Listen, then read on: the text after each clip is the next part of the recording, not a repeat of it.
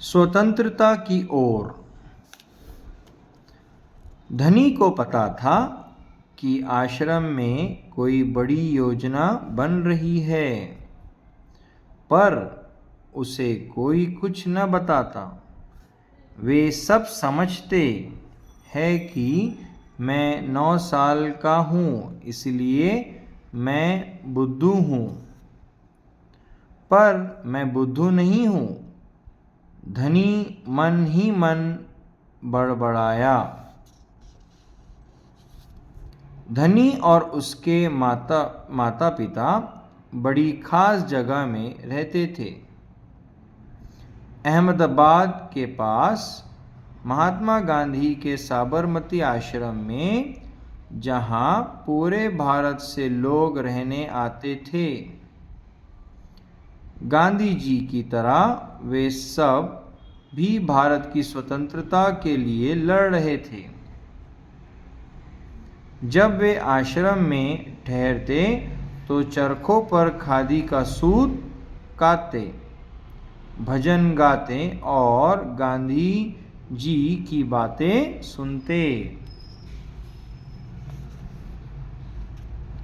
साबरमती में सबको कोई न कोई काम करना होता। खाना पकाना, बर्तन धोना, कपड़े धोना, कुएं से पानी लाना, गाय और बकरियों का दूध दुहना और सब्जी उगाना। धनी का काम था बिन्नी की देखभाल करना। बिन्नी आश्रम की एक बकरी थी। धनी को अपना काम पसंद था, क्योंकि बिन्नी उसकी सबसे अच्छी दोस्त थी। धनी को उससे बातें करना अच्छा लगता था।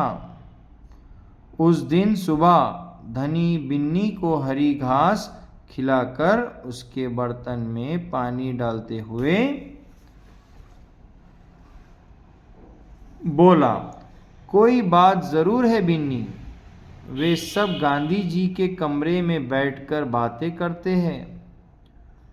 कोई योजना बनाई जा रही है, मैं सब समझता हूँ।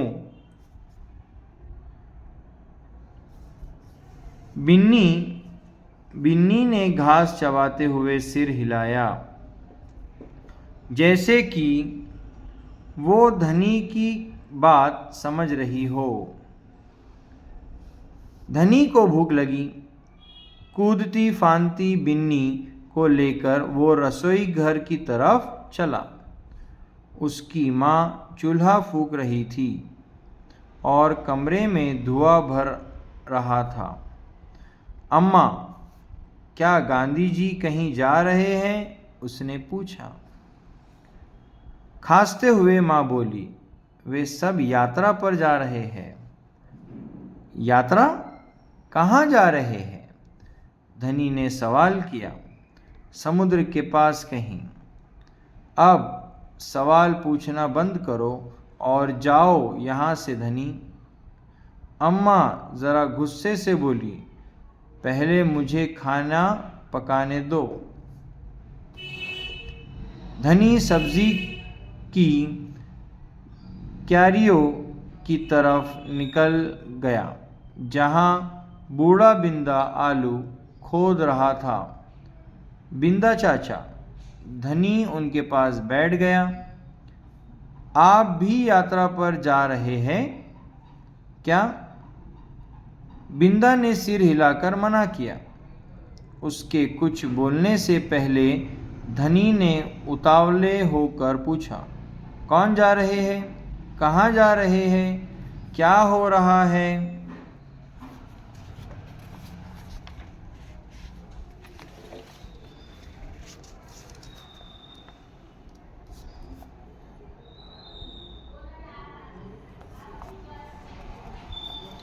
बिंदा ने खोदना रोक दिया और कहा, तुम्हारे सब सवालों के जवाब दूंगा, पर पहले इस बकरी को बांधो। मेरा सारा पालक चबा रही है। धनी बिन्नी को खींचकर ले गया और पास के नींबू के पेड़ से बांध दिया। फिर बिंदा ने उसे यात्रा के बारे में बताया। गांधी जी और उनके कुछ साथी गुजरात में पैदल चलते हुए डांडी नाम की जगह पर समुद्र के पास पहुंचेंगे। गांवों और शहरों में से होते हुए पूरा महीना चलेगा। डांडी पहुंचकर वे नमक बनाएंगे। नमक धनी चौंक कर उठ बैठा। नमक क्यों बनाएंगे? वो तो किसी भी दुकान से खरीदा जा सकता है। हाँ, मुझे मालूम है। बिंदा हंसा। पर महात्मा जी की एक योजना है। ये तो तुम्हें पता ही है कि वो किसी बात के विरोध में ही यात्रा करते हैं या जुलूस निकालते हैं, है ना? हाँ, बिल्कुल सही। मैं जानता हूँ वे ब्रिटिश सरकार के खिलाफ सत्याग्रह के जुलूस निकालते हैं, जिससे कि उनके खिलाफ लड़ सके और भारत स्वतंत्र हो जाए। पर नमक को लेकर विरोध क्यों कर रहे हैं? ये तो समझदारी वाली बात नहीं है। बिल्कुल धनी। क्या तुम्हें पता है कि हमें नमक पर कर देना पड़ता है? कर का मतलब होता है टैक्स। धनी, अच्छा। धनी हैरान रह गया। नमक की ज़रूरत सभी को है। इसका मतलब है कि हर भारतवासी गरीब से गरीब भी ये कर देता है। बिंदा चाचा ने आगे समझाया। लेकिन ये तो सरासर अन्याय हो। धनी की आंखों में गुस्सा था। हाँ, ये अन्याय है। इतना ही नहीं, भारतीय लोगों को नमक बनाने की मनाही है। महात्मा जी ने ब्रिटिश सरकार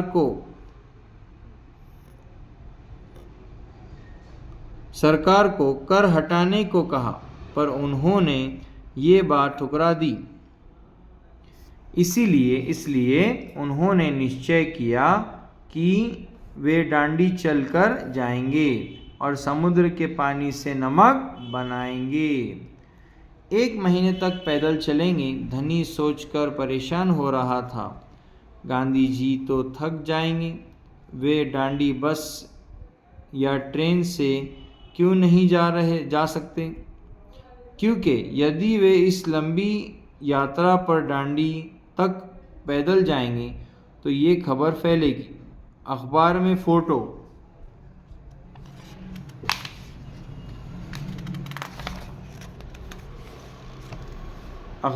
फ़ोटो छपेगी, रेडियो पर रिपोर्ट जाएगी और पूरी दुनिया के लोग ये जान जाएंगे कि हम अपनी स्वतंत्रता के लिए लड़ रहे हैं और ब्रिटिश सरकार के लिए ये बड़ी शर्म की बात होगी। गांधी जी बड़े ही अक्लमंद है ना? धनी की आंखें चमकी। बिंदा ने हंसकर कहा, हाँ, वो तो है ही। दोपहर को जब आश्रम में थोड़ी शांति छाई, धनी अपने पिता को ढूंढने निकला। वो एक पेड़ के नीचे बैठकर चरखा काट रहे थे। पिताजी, क्या आप और अम्मा डांडी यात्रा पर जा रहे हैं? धनी ने सीधे काम की बात पूछी। मैं जा रहा हूं। तुम और अम्मा यही रहोगे। मैं भी आपके साथ चल रहा हूं। बेकार की बात मत करो धनी। तुम इतना लंबा नहीं चल पाओगे। आश्रम के नौजवान ही जा रहे हैं। धनी ने हट पकड़ ली। मैं 9 साल का हूं और आपसे तेज दौड़ सकता हूं। धनी के पिता ने चरखा रोककर बड़े धीरज से समझाया। सिर्फ वे लोग जाएंगे जिन्हें महात्मा जी ने खुद चुना है। ठीक है, मैं उन्हीं से बात करूँगा। वो ज़रूर है, कहेंगे। धनी खड़े होकर बोला और वहाँ से चल दिया। गांधी जी बड़े व्यस्त रहते थे। उन्हें अकेले पकड़ पाना आसान नहीं था, पर धनी को वो समय मालूम था जब उन्हें बात सुनने का समय होगा। रोज सुबह वो आश्रम में पैदल घूमते थे। अगले दिन जैसे ही सूरज निकला, धनी बिस्तर छोड़कर गांधी जी को ढूंढने निकला। वे गौशाला में गायों को देख रहे थे। फिर वो सब्जी के बागीचे में मटर और बंद गोभी देखते हुए बिंदास से बात करने लगे। धनी और बिन्नी लगातार उनके पीछे पीछे चल रहे थे। अंत में गांधी जी ने अपनी झोपड़ी की ओर चले। बरामदे में चरखे के पास बैठकर उन्होंने धनी को पुकारा, यहाँ आओ बेटा। धनी दौड़कर उनके पास पहुंचा। बिन्नी भी साथ में कूदती हुई आई। तुम्हारा क्या नाम है बेटा? धनी बापू। और ये तुम्हारी बकरी है?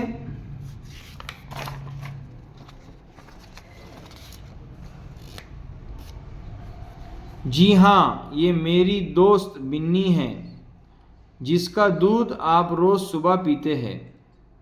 धनी गर्व से मुस्कुराया। मैं इसकी देखभाल करता हूँ। बहुत अच्छा, गांधी जी ने हाथ हिलाकर कहा। अब ये बताओ धनी कि तुम और बिन्नी सुबह से मेरे पीछे क्यों घूम रहे हो? मैं आपसे कुछ पूछना चाहता था। धनी थोड़ा घबराया। क्या मैं आपके साथ डांडी चल सकता हूँ? हिम्मत करके उसने कह डाला। गांधी जी मुस्कुराए। तुम अभी छोटे हो बेटा, दांडी तो बहुत दूर है। सिर्फ तुम्हारे पिता जैसे नौजवान ही मेरे साथ चल पाएंगे। पर आप तो नौजवान नहीं हैं, धनी बोला। आप नहीं थक जाएंगे? मैं बहुत अच्छे से चलता हूँ, गांधी जी ने कहा। मैं भी बहुत अच्छे से चलता हूँ, धनी भी अड़ गया। हाँ, ठीक बात है, कुछ सोचकर गांधी जी बोले। मगर एक समस्या है। अगर तुम मेरे साथ जाओगे तो बिन्नी को कौन देखेगा? इतना चलने के बाद मैं तो कमज़ोर हो जाऊंगा। इसलिए जब मैं वापस आऊंगा तो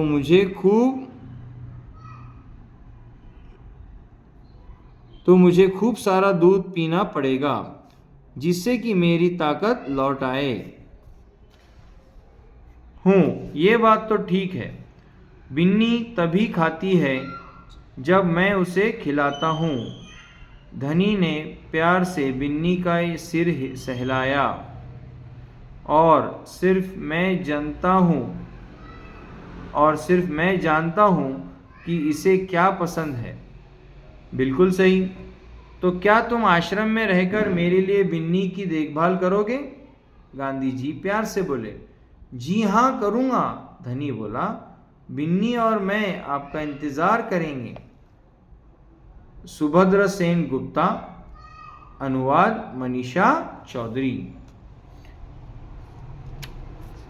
उम्मीद करता हूँ आपको वीडियो अच्छे से समझ आ गया हो। वीडियो अच्छा लगा हो तो आपके फ्रेंड्स के साथ ज़रूर शेयर कीजिए and please subscribe to the channel. Thank you.